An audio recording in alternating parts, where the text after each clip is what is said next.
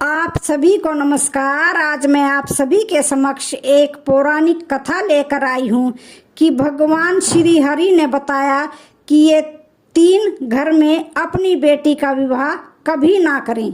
तो श्रवण करते हैं।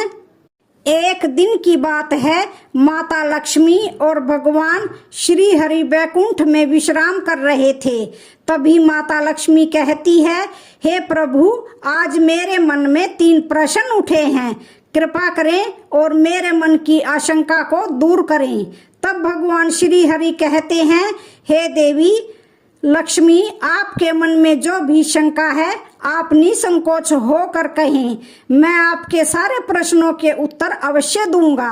तब माता लक्ष्मी कहती है, हे प्रभु, मेरा पहला प्रश्न है, वह कौन सा घर है जहां एक पिता को अपनी कन्या का विवाह कभी नहीं करना चाहिए। और मेरा दूसरा प्रश्न है, एक बेटी के लिए अपना घर कौन सा होता है, पिता का या पति का। और मेरा तीसरा प्रश्न है, कौन से घर में बेटी का विवाह कर देने से उसका जीवन हमेशा के लिए यातनाओं से भरा रहता है और पुत्री सहित पिता को भी कष्ट भोगने पड़ते हैं।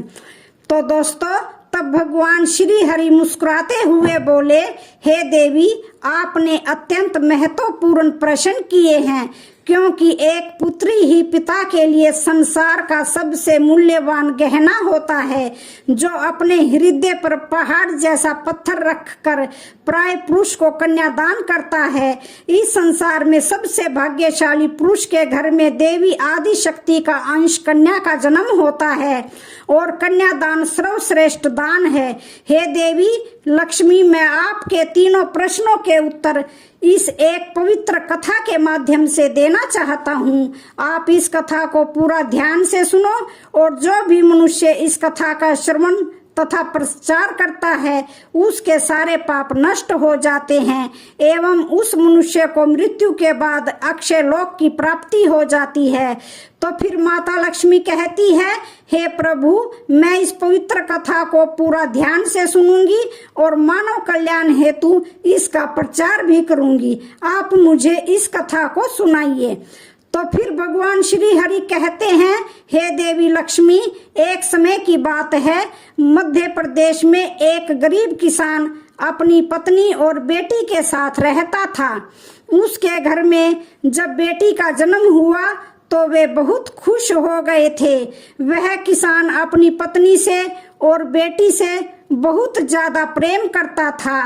वे तीनों भगवान श्री नारायण के बहुत बड़े भक्त थे। रोजाना तुलसी को जल देना, पूजा पाठ करना, यह उनका हर रोज का काम था। किसान की बेटी अपनी माँ बाप के साथ वह भी नारायण भक्ति में लीन रहती थी। किसान की पत्नी और बेटी बहुत ही गुणवान, रूपवान और संस्कारी थी। तो भगवान श्री हरि कहते हैं, हे लक्ष्मी देवी, किसान अत्यंत गरीब होने के कारण नगर के एक व्यापारी सेठ के पास खेती के काम के लिए जाया करता था। उस सेठ का भी स्वभाव बहुत ही अच्छा था। वह किसान कई सालों से उनके यहाँ पर काम करता था। उस किसान की बेटी हर दिन अपने पिता के लिए घर से दोपहर का भोजन लेकर उस सेठ के खेत में जाती थी। यह सिलसिला कई सालों तक चलता रहा। वह हर दिन अपने पिता का भोजन बनाकर खेत में ले जाती थी। वह सेठ हर दिन उसकी बेटी को देखता था और उस पर नजर रखता था।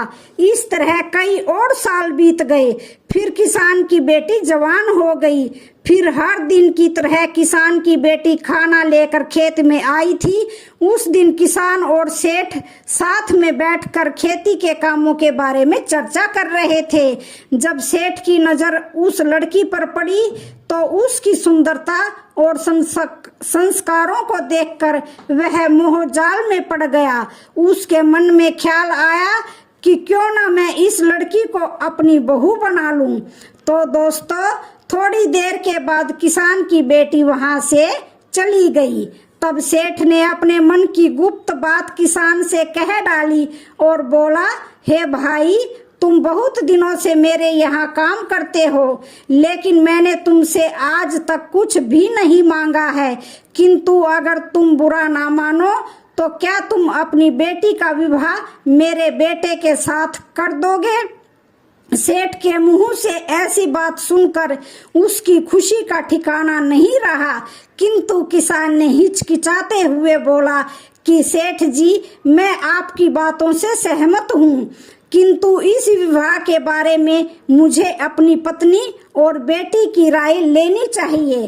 तब सेठ ने बोला, हे मित्र, क्यों नहीं, तुम जरूर उनकी राय लेकर मुझे बताओ। तो मित्रों, भगवान श्री हरि कहते हैं, हे देवी लक्ष्मी, जब भी किसी स्त्री या पुरुष का विवाह करना हो तो उनके मन की बात जानकर ही माता पिता को उनके भविष्य के निर्णय लेने चाहिए।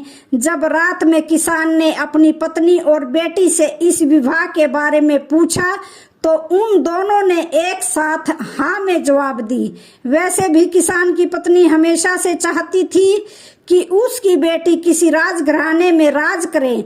तो फिर भगवान श्री हरि विष्णु कहते हैं, हे देवी लक्ष्मी, वही दूसरी ओर जब सेठ ने विवाह की बात अपनी पत्नी और बेटे से कही तो उन दोनों ने इस रिश्ते को नापसंद किया, क्योंकि सेठ की पत्नी बहुत लालची और दुष्ट स्वभाव की थी तथा उसका बेटा भी निकम्मा और लालची स्वभाव का था।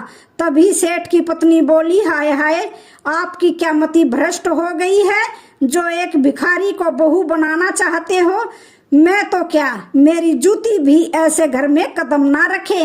और सेठ का बेटा भी अपनी ही माँ के जैसे तेवर दिखाते हुए बोला, पिताजी, क्यों आप मेरी जिंदगी खराब करना चाहते हैं? मेरे दोस्त और हमारे रिश्तेदार हम पर थू थू थूकेंगे। तो सेठ को लगता था कि अगर ऐसी अच्छी बहू उसे मिल जाए तो उनके घर की तरक्की होगी, घर में शांति बनी रहेगी और बेटा भी उसके काम में हाथ बढ़ाएगा। लेकिन घर वालों की ऐसी बातें सुनकर सेठ को बहुत गुस्सा आया और सेठ ने कहा, अब इस घर की बहू तो केवल उसी किसान की बेटी ही बनेगी। उस घर में सेठ का ही राज चलता था, इसलिए उसने जबरदस्ती अपनी पत्नी और बेटे को मना लिया। फिर अगले दिन जब खेत में किसान और सेठ की मुलाकात हुई तो किसान ने बोला, सेठ जी, मुझे माफ कीजिए, हमें यह रिश्ता तो बहुत पसंद है, किंतु मेरी आपके बेटे के साथ विवाह करने की हैसियत नहीं है। तब सेठ ने मुस्कुराते हुए कहा, बस इतनी सी बात, तुम जितना चाहे खर्च करो, तुम्हें जितने भी धन की आवश्यकता हो तुम्हें हमारे मुंशी जी दे देंगे। तब सेठ ने मुंशी से कहा, देखो, यह हमारे होने वाले समधी हैं, इन्हें जो चाहे वह सब कुछ दे दो। फिर उस किसान ने भी बड़ी धूमधाम से अपनी बेटी की शादी उस सेठ के बेटे के साथ करा दी। किसान की बेटी ने भी ईश्वर का नाम लेकर उसके साथ 7 फेरे लिए और वह अपने ससुराल में चली गई। फिर क्या था, सेठ का बेटा पत्नी को छोड़ अपनी एक प्रेमिका के साथ रहने लगा और आए हर दिन सास बहू के बीच झगड़े होने लगे। हर दिन सेठ जी अपनी बहू और पत्नी को समझाते हुए सुलह कर देते थे। फिर एक दिन सेठ जी को दिल का दौरा पड़ा और उसी कारण से उसकी मौत हो गई। तब सबसे ज्यादा दुख उस किसान की बेटी को ही हुआ था, जबकि सेठ की पत्नी और बेटा बहुत खुश हुए, क्योंकि अब उन्हें टोकने वाला कोई नहीं था। तो भगवान श्री हरि विष्णु जी कहते हैं, हे देवी लक्ष्मी, अब तो किसान की बेटी के बहुत बुरे दिन शुरू हो गए थे। जब भी झगड़े होते थे तो वह अपने मायके में चली जाती थी, लेकिन किसान और उसकी पत्नी हमेशा उसको समझाकर वापस ससुराल भेजते रहते। यह सिलसिला कई महीनों तक चलता रहा। फिर एक दिन सेठ के बेटे ने किसान को काम से निकाल दिया और उसे बहुत भला बुरा अपशब्द कहे। तो किसान की बेटी उनसे डरने की वजह उनसे प्रेम पूर्वक रहने लगी। तब सेठ की पत्नी के मन में एक बुरा ख्याल आया। उन दिनों किसान की बेटी पेट से थी, तो उसने चीकनी चुपड़ी बातों से किसान की बेटी के मन को जीत लिया था, मानो जैसे कोई सांप ही चिड़िया के अंडों की रक्षा कर रहा है। फिर एक दिन उस सेठ की पत्नी ने बहू के खाने में जहर मिलाकर उसे दे दिया। किसान की बेटी भी अनजाने में उसे खाकर सो गई और उसकी रात्रि में ही मृत्यु हो गई। तो इधर सेठ की पत्नी ने अन्य नगरवासियों को कहा कि उनकी बहू ने जहर खाकर आत्महत्या कर ली है। साथ ही उसने किसान को भी यह संदेशा भेज दिया कि तुम अपनी बेटी के शव को ले जाओ। जब यह बात किसान और उसकी पत्नी को पता चली तो उनके धीरज का बांध टूट गया और उन्होंने बेटी के मृत शव को घर लाकर उसका अंतिम संस्कार किया। उसके बाद दूसरे दिन किसान न्याय मांगने के लिए राजा के दरबार में गया और उसने सारी हकीकत राजा को सुनाई। जब राजा ने दरबार लगाया तो सेठ के बेटे ने धन के लालच में राजा के मंत्रियों को खरीद लिया था, जिस कारण से किसान के पास कोई सबूत नहीं था कि उसकी बेटी ने आत्महत्या की है। राजा ने भी सेठ की पत्नी और बेटे को निर्दोष करार देते हुए छोड़ दिया और दूसरी तरफ किसान और उसकी पत्नी हताश होकर उस नगर को छोड़कर एक मठ में चले गए और नारायण की पूजा में लीन हो गए। भगवान श्री हरि कहते हैं, हे देवी लक्ष्मी, किसान की बेटी पवित्र और सच्ची भक्त होने के कारण उसे स्वर्ग मिल गया और कुछ दिनों के बाद किसान और उसकी पत्नी की मृत्यु हो गई और उन्हें भी स्वर्ग की प्राप्ति हो गई। तो भगवान श्री हरि विष्णु जी कहते हैं, हे देवी लक्ष्मी, तुम्हारा पहला प्रश्न था कि वह कौन सा घर है जहां एक पिता को अपनी कन्या का विवाह कभी नहीं करना चाहिए। तो यह घर इस सेठ का है जो अत्यधिक धनवान था, जहां पर उसकी कन्या सुख पूर्वक जीने की वजह दुख भोग रही थी। इसलिए किसी भी माता पिता को अपनी कन्या का तथा भाई का, बहन का विवाह ऐसे घर में कभी नहीं करना चाहिए जिस घर में पुत्र वधू को मान सम्मान ना मिलता हो, उसके साथ प्रेम पूर्वक व्यवहार ना किया जाता हो, उसके साथ केवल एक कसाई के दांव पर बंधी हुई गाय के जैसे व्यवहार किया जाए, जिसके मन में हर क्षण तड़पाने वाली मृत्यु का भय हो। दूसरी बात, अगर स्त्री पुरुष एक दूसरे को पसंद नहीं करते हो तो ऐसा विवाह दोनों के जीवन को बर्बाद कर देता है। तीसरी बात, जिस पुरुष के साथ कन्या का विवाह होने वाला है वह उसके योग्य हो, उसे हर समय एक जिम्मेदारी से संभाल कर रखे, उसके मन को जीत कर उससे ही प्रेम करें। जब भी किसी के लिए रिश्ते देखे जाएं तो वह बहुत दूर के ना हो, ना ही अति नजदीक हो। कभी मामा के यहाँ या बुआ के घर नाता नहीं जोड़ना चाहिए। इससे वाद विवाद तो होते ही हैं, लेकिन समान वंश होने के कारण संतान मंद या शारीरिक विकलांग भी हो सकती है। अपनी कन्या का रिश्ता अन्य दूर प्रदेश में कभी नहीं करना चाहिए, क्योंकि उसके बुरे हालत में उसके पिता या भाई की ओर से मदद मिले।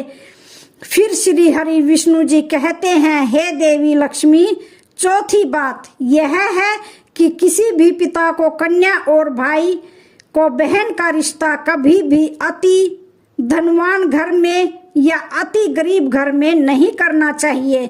धनवान लोग उस स्त्री के साथ दासी के समान व्यवहार करते हैं और उसके माता पिता को भी सम्मान नहीं मिलता है, तथा अति गरीब घर में विवाह करने से उसे हमेशा अपनी जरूरतों को पूरा करने के लिए अपने पिता या भाई के सहारे की जरूरत पड़ती है। जब भी रिश्ते की बात होती है तो हमेशा उनके कुल और वंश को देखना अति आवश्यक होता है। अन्य कुल में विवाह होने से समाज में प्रतिष्ठा कम हो जाती है और लोग हीन भावना से देखते हैं। साथ ही उस स्त्री को भी कई परेशानियों का सामना करना पड़ता है।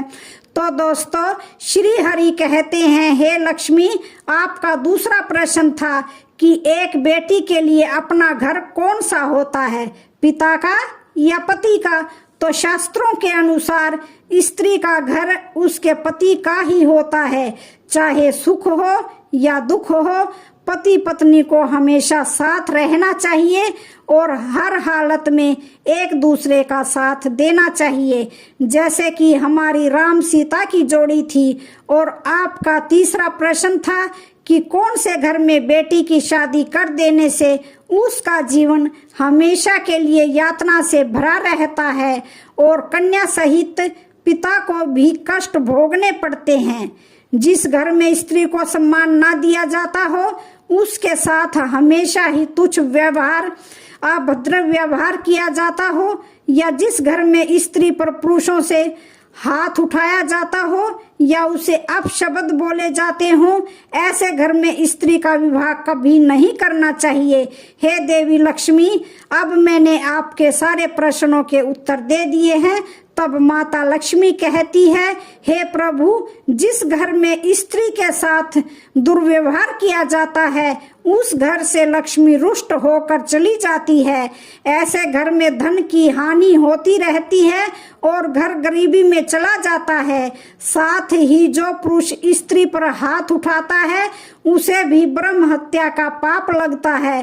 तो दोस्तों, मैं आशा करती हूँ कि आपको यह कहानी अच्छी लगी होगी।